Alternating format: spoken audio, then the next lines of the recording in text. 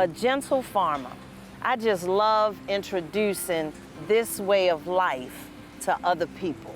Cutting grass and trimming trees and doing bushes and stuff. And we started thinking, like, we need an area to grow food. We want to have food for our family, especially for our children. From a rural farm that continues a family tradition to an urban farm that has become a family business, African Americans are finding themselves part of a trend that is taking many back to the land. I was married into the family and learning, being so intrigued, right, about the farming aspect and the history of Massey Farms. The Massey Farm in Chester County, South Carolina has been in existence for 5 generations. But across the country, the share of black farmers and farms has declined significantly over the last century. Today, just 1.4% of farmers identify as black. Great-granddaddy, he tilled the land, he taught his children, they lived off the land, fruit, vegetable, fruit trees. Descendants of enslaved people who've gone through the history that we've gone through. For us as a family to stand in this space of owning land and farming it, I mean, it's a tremendous accomplishment, to say the least. Wisdom and Cherie Jazard look back at a pandemic that launched their home food forest into becoming more than just a garden patch. We initially wanted to just be able to have the control of our own food, where it comes from, and utilizing our land for more than beauty. What they found was that they could make a viable family business.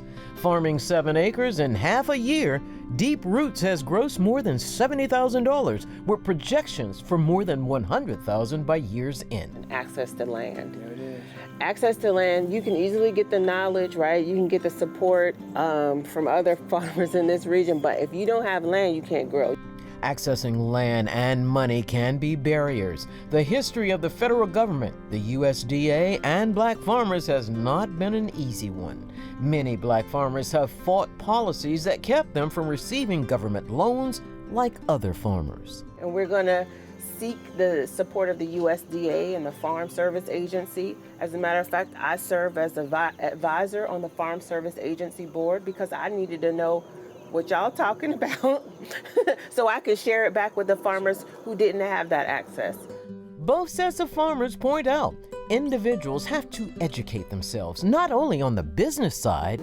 Before we started the farm business, I took like 12 months of going to different farmers markets. So like studying who is farming in our community and what are they bringing to market and where are the markets. But the nuts and bolts of agriculture and the care of animals. When you live here, you gotta learn what all it is about, right? So I attended South Carolina Farmers Education, and I became a new and beginning farmer. Are they? And running too. Look at it.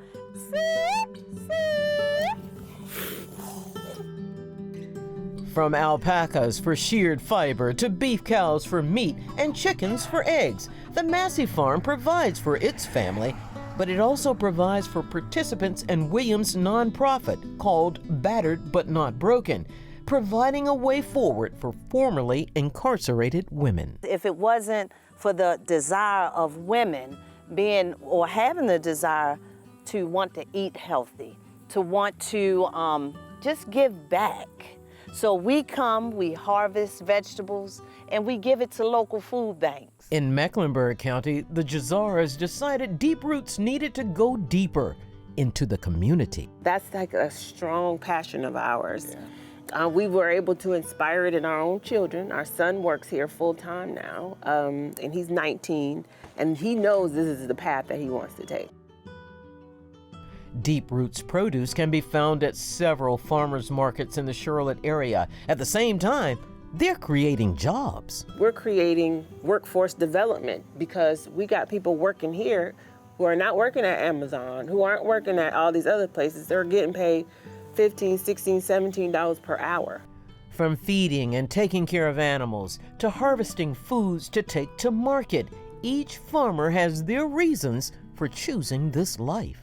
To see and feel putting my hands in the earth, in the soil, and what it did to my spirit. Not just grow more vegetables, but grow more farmers. And they want others to know their way of life is more than a caricature of a barnyard. For Carolina Impact, I'm B. Thompson.